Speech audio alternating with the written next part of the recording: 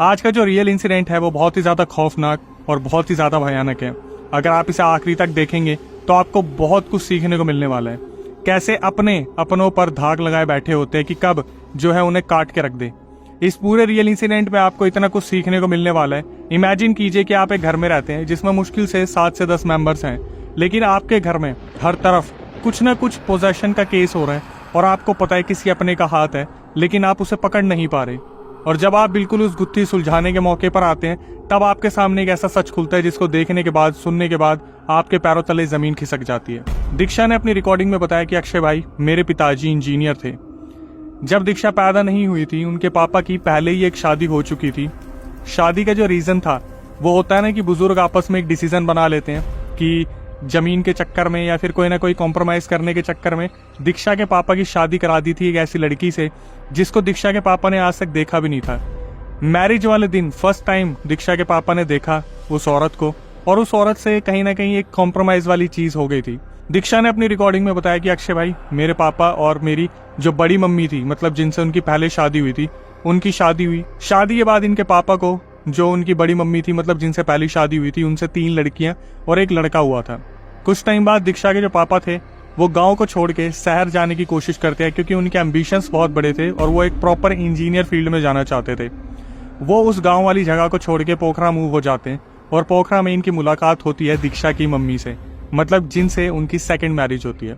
Second marriage होने के बाद उन्होंने अपनी जिंदगी में बहुत सारे स्ट्रगल्स देखे क्योंकि अपनी फैमिली को इस चीज के लिए एग्री करना कि उन्होंने सेकंड मैरिज की है या वो करने जा रहे हैं, और फर्स्ट मैरिज से उन्हें ऑलरेडी 4 बच्चे थे।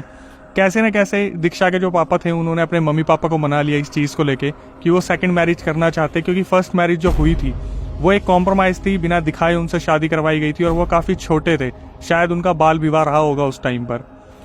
दीक्षा के पापा ने दूसरी मैरिज की और वहां से 2 बच्चे हुए। सबसे पहले दीक्षा, जिन्होंने पूरा रियल इंसिडेंट बताया, उसके बाद उनका एक छोटा भाई।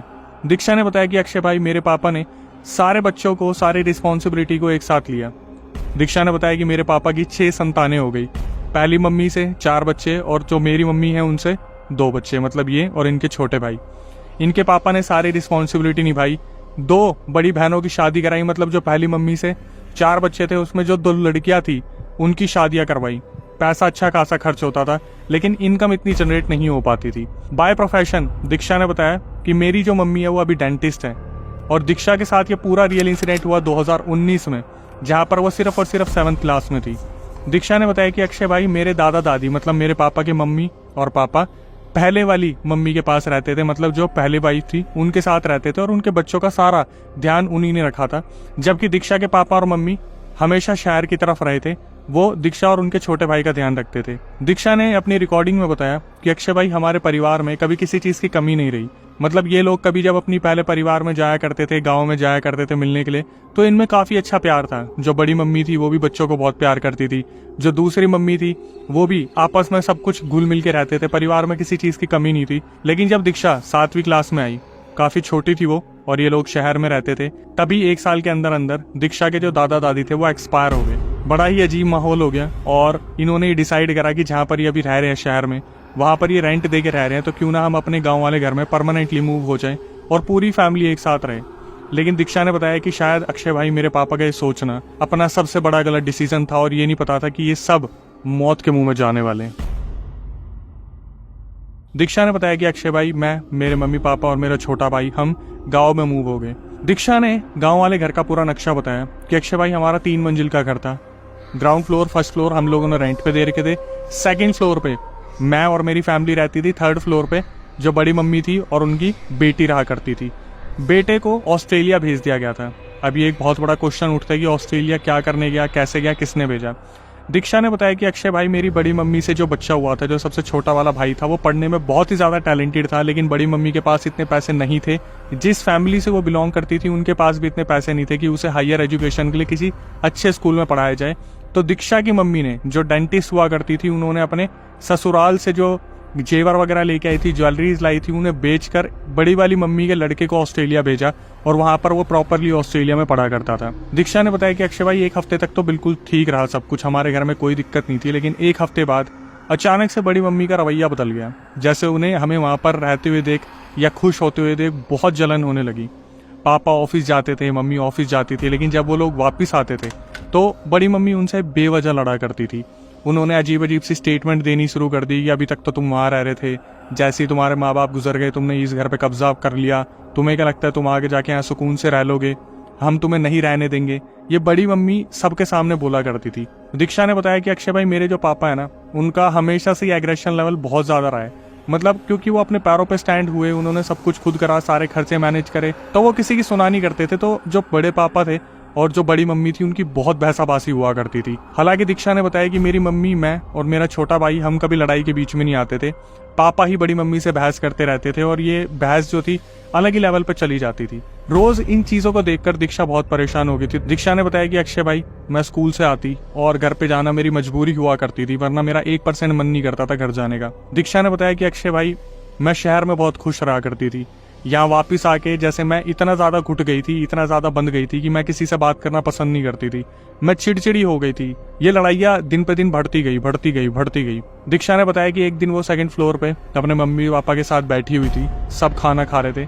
अचानक से उनकी बड़ी मम्मी को पता नहीं क्या होता है और वो अचानक से चिल्लाना शुरू करती है कि बचाओ बचाओ, ये आदमी मुझे मारने पे तुला हुआ है, ये मुझे रोज मारता है, बचाओ।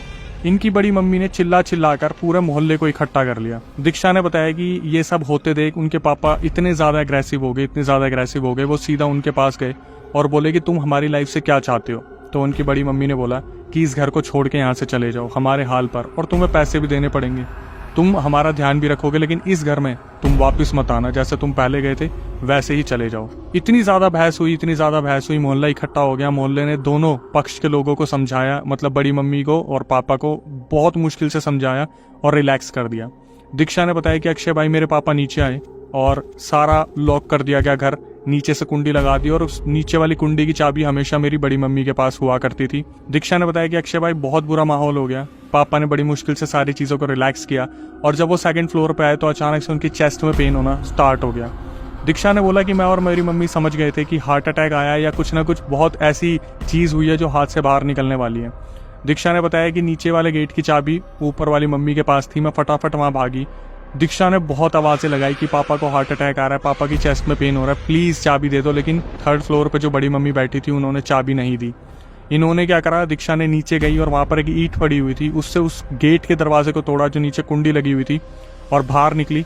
फटाफट से मम्मी को बोला फोन करो और एम्बुलेंस को बुलाओ। एम्बुलेंस आती है, इनके पापा को लेके जाती है। हॉस्पिटल में पहुंचने के बाद वहां पर डॉक्टर एक ऐसी स्टेटमेंट देते जिसको सुनने के बाद बहुत हैरानी वाला माहौल हो गया। डॉक्टर ने बोला अगर आप सिर्फ 1-2 मिनट लेट हो जाते तो शायद हम आपके पापा को बचा नहीं पाते। पापा पूरी रात इनके आईसीयू में रहे जहां पर क्रिटिकल सिचुएशन थी और डॉक्टर आके बोलते कि बड़ी मुश्किल से इन्हें बचाया गया, क्योंकि इनके पापा को ऑलरेडी 2 हार्ट अटैक आ चुके थे जहां पर इनके पापा ने खुद को संभाल लिया था, लेकिन ये एक मेजर हार्ट अटैक था जिससे बचे थे। और डॉक्टर ने बोला कि अब अगर ऐसी टेंशन दोबारा आई तो शायद हम इन्हें बचा नहीं पाएंगे। सुबह आके डॉक्टर्स ने बोला कि ठीक है अभी ये आउट ऑफ डेंजर है, लेकिन फिर भी हम इन्हें जनरल वार्ड में रखेंगे और ऑब्जर्वेशन में एक दिन इन्हें अपने पास रखेंगे। दीक्षा ने बोला कि मेरी मम्मी और मैं छोटे भाई को सुलाकर हम हॉस्पिटल में रहा करते थे। 2-3 दिन ये हॉस्पिटल में रहे, उसके बाद डिस्चार्ज के बाद इनके पापा घर पे आ गए। इनके पापा ने सबसे बात करना बंद कर दिया, वो सिर्फ अपने काम पे जाते और वापिस आ जाते। उसी दौरान इनके पापा की नई जॉब लगी, प्रिंसिपल बन गए वो स्कूल के, क्योंकि हाईली एजुकेटेड इनके पापा हुआ करते थे उस टाइम के। धीरे धीरे चीजें ठीक होने लगी और दीक्षा ने बताया कि 7वीं क्लास जब उनकी निकली उसके बाद वो 8th क्लास में आ गई जहां पर लॉकडाउन लग गया।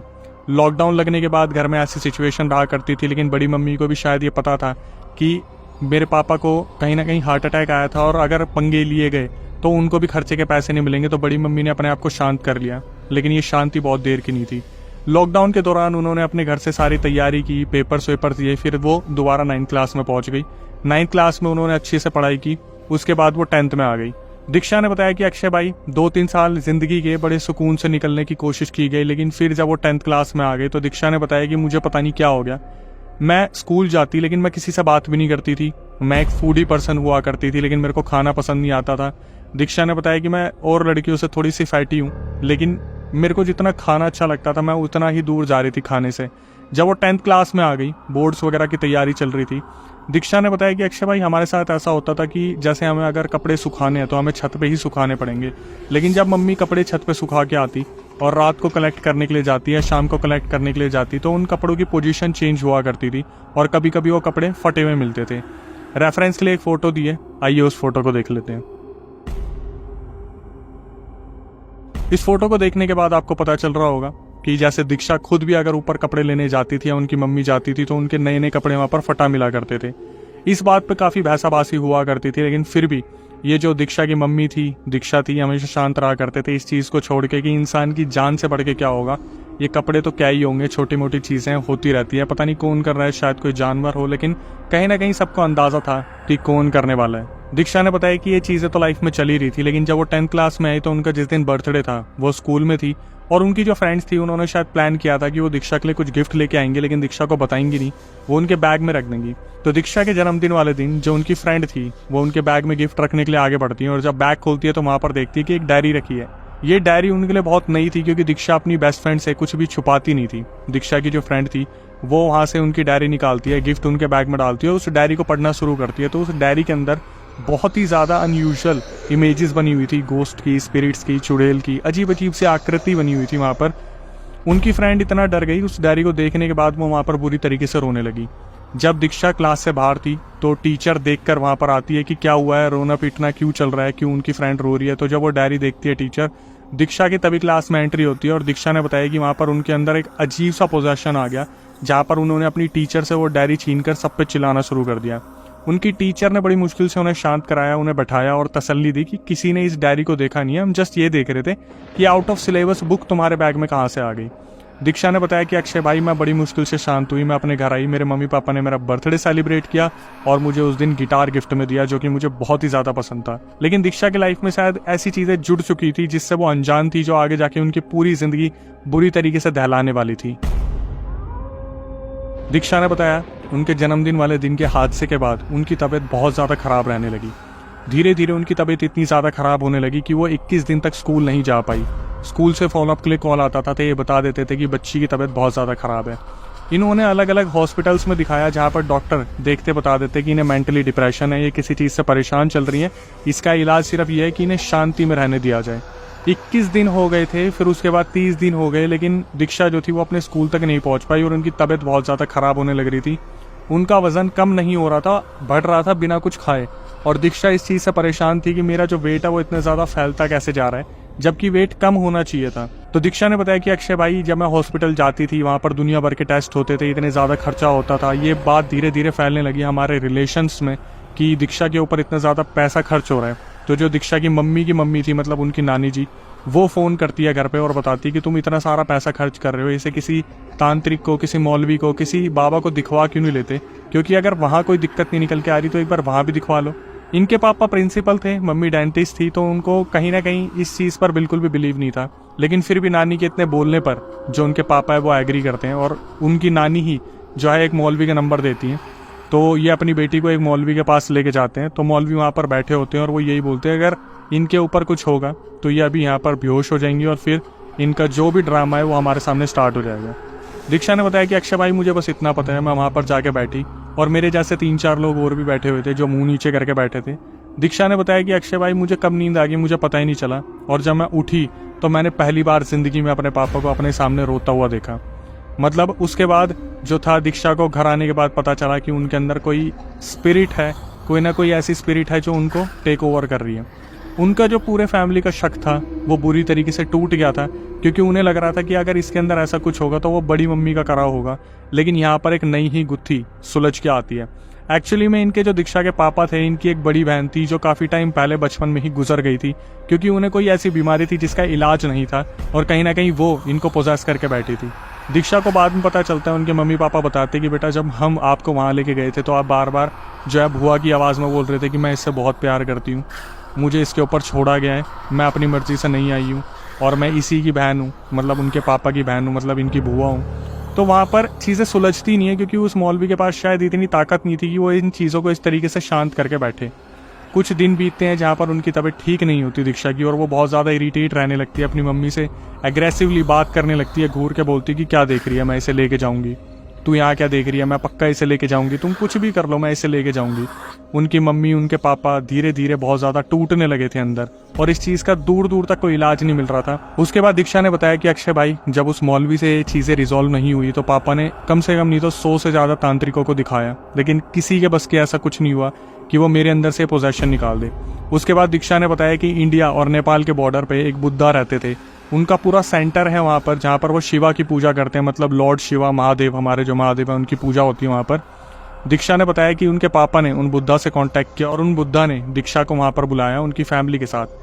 दीक्षा को वहाँ पर 1 महीने रहना था, तो उन्होंने वहाँ पर एक नियर बाय रूम बुक करा। और दीक्षा ने बताया कि अक्षय भाई आप बिलीव नहीं करोगे, मेरे जैसे हजारों लोग वहाँ पर अपना एक्सॉर्सिज्म करवाने आते थे, अपना पोजेशन उतारने आते थे। तो दीक्षा ने उनकी पूरी प्रक्रिया बताई कि वो वहाँ पर हाथ में कुछ बहुती पकड़ाया करते थे और वहाँ पर जो था शिव जी के नाम के डमरू बजा करते थे, और जिसके अंदर पोजेशन होता था वो वहाँ पर चीखना शुरू कर देता था।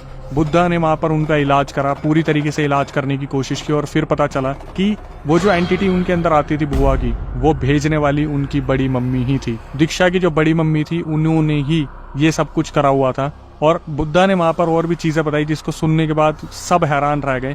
वहाँ पर सिर्फ और सिर्फ उनकी बड़ी मम्मी का हाथ नहीं था, एक औरत थी जो दीक्षा के पापा के कई कज़न की मम्मी थी, जो अपने टाइम पर मर चुकी थी, जिन्हें डायन कहा जाता था, और वो इनकी मम्मी की मतलब बड़ी मम्मी की गुरु हुआ करती थी वो जो डायन थी। लोग कहते थे इनके घर के आगे से गाय को भी मत ले जाना, दूध देना बंद कर देगी, इतना ज़्यादा लोग डरा करते थे। वो जो डायन वाली एंटिटी थी, जब बुद्धा वहाँ पर इलाज कर रहे थे तो वो दीक्षा के शरीर में आती है और बोलती है कि मेरे को आदेश मिला है, मुझसे मदद मांगी गई है। वो जो बड़ी मम्मी है उसने इनके पापा की बहन को भी बुला लिया इसके शरीर में, दीक्षा के मतलब जो बुआ हुई, और जो डायन वाली एंटिटी थी वो भी इसके अंदर आ रखी थी।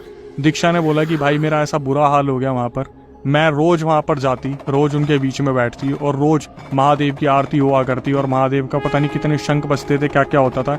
दीक्षा ने बताया कि 1 महीने तक मैं वहाँ जाती रही, जहाँ पर मेरे ऊपर मल्टीपल पोजेशन होते थे।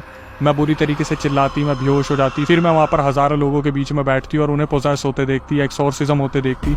मैं इतनी ज़्यादा टूट गई थी, मेरे को कुछ भी समझ नहीं आ रहा था।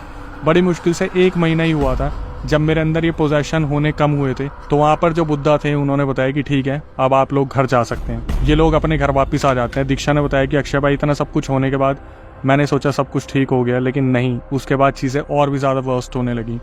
दीक्षा ने बताया कि मैंने अपने स्कूल कंटिन्यू कर लिए। एक दिन स्कूल में प्रेयर हो रही थी, उन्होंने बोला मुझे नहीं पता, मैं बस वहाँ पर खड़ी हुई थी, मुझे ऐसा लगा जैसे कोई ब्लैक सर्कल मेरी तरफ आ रहा है, और जैसे जैसे वो मेरे पास आ रहा है मैं अचानक से वहाँ पर बेहोश हो गई। जब मैं उठी तो मेरे पेरेंट्स वहाँ पे आ रखे थे जो बुरी तरीके से डर रहे थे, मतलब मेरे अंदर कोई चीज़ आई थी जिसने पूरे स्कूल में ड्रामा करा था। मेरे टीचर्स ने मुझे वापस भेज दिया और ये लोग सीधा उन्हीं बुद्धा के पास वापस गए। तो बुद्धा के पास जब ये वापस गए तो बुद्धा ने बोला कि ठीक है एक बार हमें घर पे आके देखना पड़ेगा, क्योंकि समस्या शायद दीक्षा के ऊपर कम उनके घर से सारी शुरू हो रही है। तो बुद्धा इनको घर भेजते हैं और दीक्षा ने बताया कि अक्षय भाई रात की बात है, बुद्धा हड्डी वगैरह लेके सारा सामान लेके हमारे घर पे आते हैं रात के 12 बजे के बाद, जब वहाँ पर कोई भी नहीं था। और दीक्षा ने बोला अक्षय भाई सबसे अजीब चीज़ जो थी ना, वहाँ पर जो 2-4 बुद्धा आए थे वो अचानक से घर में घुसे और उन्होंने एक अलग सी जगह देखी और उस सीमेंटेड जगह को खोदना शुरू कर दिया, जैसे उन्हें दिख रहा है कि अंदर कुछ है। दीक्षा ने बताया कि हम सब वहाँ पे खड़े होकर देख रहे थे चारों, और किसी को कुछ मालूम नहीं था। खोदते टाइम उन बुद्धा को अंदर से एक पैर की हड्डी मिली, जैसे घुटने के नीचे की लंबी हड्डी होती, जैसे वहाँ पर किसी ने गाड़ रखी थी। और देखते ही देखते जो सबसे हैरानी वाली चीज़ थी, जब बुद्धा वहाँ पर खोद रहे थे अचानक से एक छोटा सा जानवर, जैसे कोई छोटा सा सूअर हो, छोटा सा सूअर काला सा बिल्कुल वहाँ पर निकल के भागा और गेट के सामने से सबके निकल गया। दीक्षा ने बताया कि अक्षय भाई हम सब खड़े थे, हमारे पैरों तले ज़मीन खिसक गई, हमारे रोंगटे खड़े हो गए ये देखकर कि ज़मीन में से कोई जानवर ऐसे कैसे निकल के भाग सकता है। बुद्धा ने बताया कि एक्चुअल में यहीं से सब कुछ शुरू हुआ है और आपके घर में ये जो काले जादू का सारा सामान है ये गाड़ा गया था आपके आने से पहले। बुद्धा ने क्या करा, सारी चीज़ें रिमूव कर दी और वो लोग रिमूव करने के बाद वहाँ से चले गए। तो वहाँ पे जो हड्डियाँ निकली थी उसकी भी एक रेफरेंस के लिए फ़ोटो दी गई है, वो भी आप देख सकते हैं। जब बुद्धा वहाँ से चले गए तो दीक्षा को लगा कि सब कुछ सही हो गया है, लेकिन फिर भी दीक्षा ने बताया कि अक्षय भाई मेरे अंदर ऐसे चीज़ें होने लगती थी जहाँ पर समझ नहीं आता था कि क्या करा जाए क्या ना करा जाए। दीक्षा ने बताया कि अक्षय भाई जैसे जैसे शाम होती थी मेरा मूड फ्लक्चुएट होता था और मैं अपने मम्मी को बोलती थी कि मुझे नानी के पास ले चलो, कभी मुझे दादी के पास ले चलो, कभी मामा के उस वाले घर पे ले चलो। दीक्षा ने बताया कि अक्षय भाई मेरे मम्मी पापा रात के 2 बजे कभी मुझे उधर लेके जा रहे हैं नानी के पास, कभी दादा वाले घर में लेके जा रहे हैं, कभी मामा वाले घर में लेके जा रहे हैं। मतलब दीक्षा बहुत परेशान करने लगी थी। तो एक दिन जब ये अपनी नानी के घर पे थी, अचानक से ये पूरी जीभ निकालती है और बाहर बोलती है कि मैं माता हूँ काली माता और मेरी पूजा करो। तो वहाँ पर सब उठ जाते हैं, उन्हें सही में लगता है कि काली माता जो है दीक्षा के शरीर में आ गई है इतनी लंबी जीभ निकालने के बाद। तो सब वहाँ पर पूछते कि माता आपके लिए हम क्या करें। तो सब टीका लगाने के लिए आगे बढ़ते हैं। तो वो बोलती है मैं लाल टीका नहीं लगाऊंगी, मेरे काला टीका लगाओ, मैं काली माता हूँ। इनकी जो मम्मी थी दीक्षा की वो लगा देती है टीका। उसके बाद जो नानी थी वो थोड़ा सा सोचती कि ऐसे कैसे काली माता आके काला टीका लगवा रही है। तो दीक्षा की जो नानी थी वो अचानक से बोलती कि आप ये गंगा जल धारण करो। तो वो काली माता बनने की जो एक्टिंग कर रही थी वो बोलती है नहीं, मैं इसे कैसे धारण कर लूँ, मैं अभी अपने उस रूप में हूँ जहाँ पर मैं मदिरा पीती हूँ, मैं खून पीती हूँ, ये सब कुछ करती हूँ। उनकी जो नानी थी दीक्षा की, उन्होंने गंगा जल मारा और अचानक से खुलासा होता है कि ये एंटिटी अभी भी इनके शरीर में है, वो अभी भी नहीं निकली। अब इसको देखने के बाद सब वहाँ बहुत ज्यादा परेशान थे कि हम क्या करें क्या ना करें। तो इतना सब कुछ होने के बाद वहाँ पर सब परेशान हो जाते कि हमने इतना सब कुछ कर लिया लेकिन लड़की अभी भी ठीक नहीं हुई है और इसके 10th के बोर्ड्स भी आ रहे हैं, तो पता नहीं कैसे चीजें काम करेगी नहीं करेगी। तो इनके पापा क्या करते हैं, उन बुद्धा को फोन करते हैं और बताते कि अभी भी ये जो है ठीक होके नहीं दी, अभी भी इसके अंदर पता नहीं किस किस की आत्माएं आ रही हैं। तो वो जो बुद्धा थे वो एक नंबर देते हैं एक मौलवी का, जो कि इंडिया बॉर्डर के थोड़ा सा अंदर जाके रहा करते थे, जिनकी कोई पहचान नहीं थी, जो किसी के सामने नहीं आया करते थे। और बुद्धा ने बोला यही एक लौते मौलवी हैं जो आपकी बेटी को ठीक कर सकते हैं, तो आपको फटाफट इनको मौलवी के पास ले जाना चाहिए जो इंडिया में रहते हैं। दीक्षा ने बताया कि रातों रात मेरे पापा मम्मी मुझे मौलवी के पास ले गए, लेकिन उनका रास्ता उन्हें ढूंढना इतना मुश्किल था। वो अपनी कुटिया में सो रहे थे। दीक्षा ने बोला जब मेरे मम्मी पापा मुझे वहां लेकर गए, वो सो रहे थे, उन्हें उठाया, वो आराम से बैठे, उन्होंने दीक्षा का हाथ पकड़ा, उनके पापा का हाथ पकड़ा और उनकी पूरी बैक स्टोरी बता दी। अभी तक इन लोगों को भरोसा नहीं हो रहा था, लेकिन जब इन्हें इतना सब कुछ सुनने को मिला कि इनके घर में ये सब कुछ हो रहा है, ऐसे हड्डी मिली, कोई जानवर भागा, तो इन्हें भरोसा हुआ कि ये सही जगह आए हैं। उसके बाद उन मौलवी ने दीक्षा को बोला कि बेटा इधर आके लेट जाओ, थोड़ी देर सो जाओ तुम। दीक्षा ने बोला कि अक्षय भाई मैं उस घर में इतना रिलैक्स फील कर रही थी जैसे सारी एंटिटीज उनके घर के बाहर वेट कर रही है मेरा, मैं बहुत रिलैक्स थी। दीक्षा ने बताया कि मौलवी के बोलने पर मैं वहां पर लेटी और अचानक से उन्होंने थोड़ा सा मेरा सूट ऊपर करा और मेरी कमर को उन्होंने जैसे चूसना स्टार्ट करा और अपने मुंह से चूसते और पिंस निकालने लगते।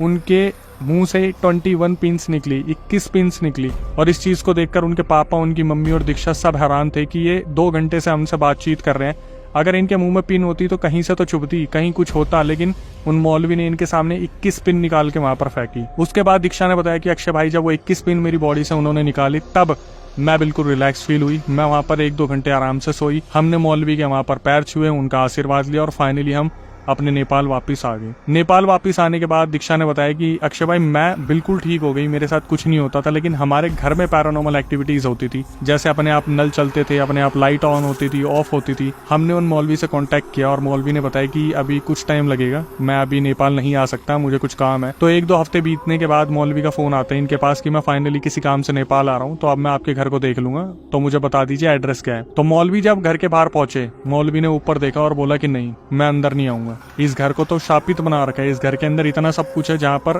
हर जगह कुछ ना कुछ गाड़ा हुआ है, आपके घर में पूरी तरीके से एंटिटीज को छोड़ रखा है और छोड़ने वाली और कोई नहीं है। तो 3rd फ्लोर पे आपकी बड़ी मम्मी रहती है, वही है। मौलवी से बहुत ज्यादा रिक्वेस्ट की जाती है। उसके बाद मौलवी जो है पहले तो घर में घुसने से पहले कोई वहां पे यज्ञ करते हैं, पता नहीं क्या हवन होता है क्या होता है। उसके बाद जब वो घर में जाते हैं तो 3 कीलें उन्होंने ठोकी, जो मैंने तो आज से पहले कभी नहीं देखी, लेकिन रेफरेंस के लिए हमें दीक्षा ने दी, तो अब आप वो देख लीजिए।